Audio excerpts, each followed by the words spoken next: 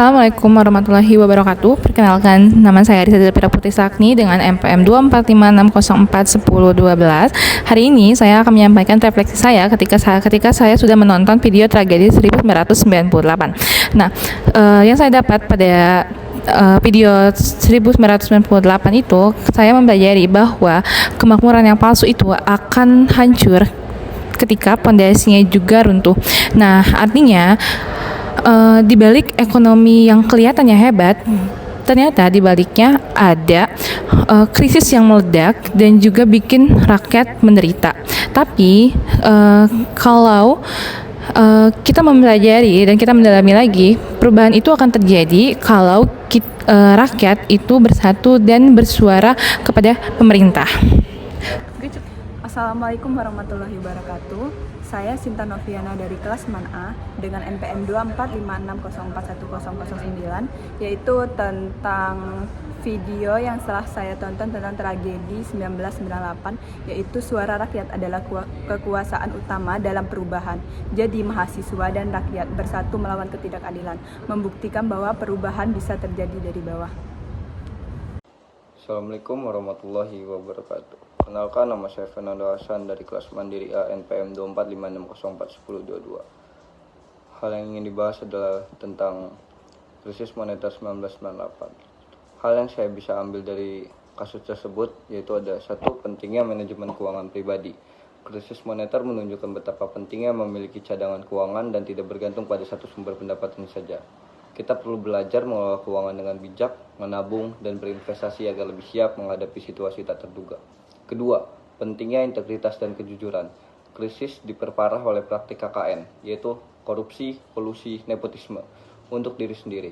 Ini menjadi pengingat agar selalu menjunjung tinggi integritas, kejujuran, dan etika dalam setiap aspek kehidupan, baik di lingkungan kerja, keluarga, maupun masyarakat.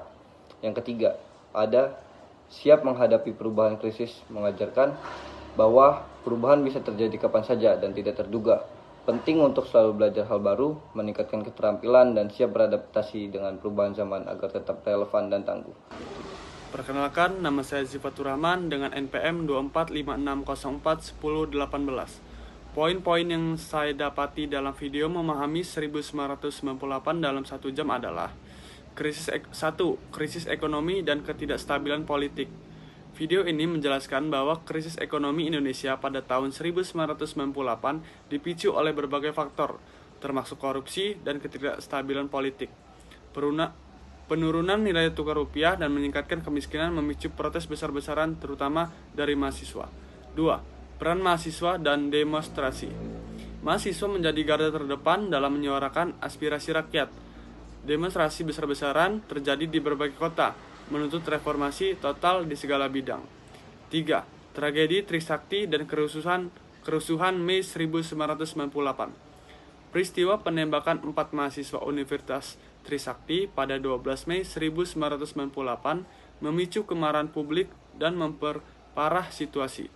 Kerusuhan meluas di Jakarta dan kota-kota lain, menyebabkan banyak korban jiwa dan kerusakan. Assalamualaikum warahmatullahi wabarakatuh. Perkenalkan, nama saya Muhammad Kunto Cardanes.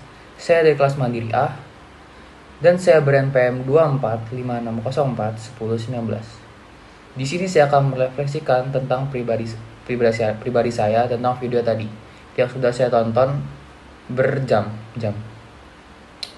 Menurut refleksi saya yaitu mempunyai kesadaran akan pentingnya keadilan dan demokrasi, seperti menegaskan bahwa rezim yang memusatkan kekuasaan secara mutlak dan tidak memberi ruang bagi kebebasan berekspresi atau keadilan sosial untuk ruang berbagi kebebasan. Hukum akan rapuh saat krisis melanda. Runtuhnya Orde Baru akan mengakibatkan krisis ekonomi, tapi juga akumulasi dari represi politik, ketimpangan sosial, dan matinya demokrasi selama puluhan tahun. Dan mahasiswa pun harus mempunyai kekuatan untuk mendukung rakyat. Seperti apa? Betapa kuatnya rakyat, terutama mahasiswa, ketika mereka bersatu dan bergerak secara terorganisir. Dan ada seperti pentingnya politik. Seperti apa? Pentingnya politik mempunyai situasi yang mengajarkan kita pentingnya bagi masyarakat untuk memahami kondisi ekonomi dan politik yang memengaruhi kehidupan mereka. Ketika rakyat memahami bahwa krisis ini bukan sekedar isu teknis, melainkan hasil dari sistem yang salah, mereka menjadi aktor perubahan. Jadi seperti itu refleksi pribadi saya. Jadi selanjutnya akan memberikan manfaat untuk pembelajaran dari video tadi.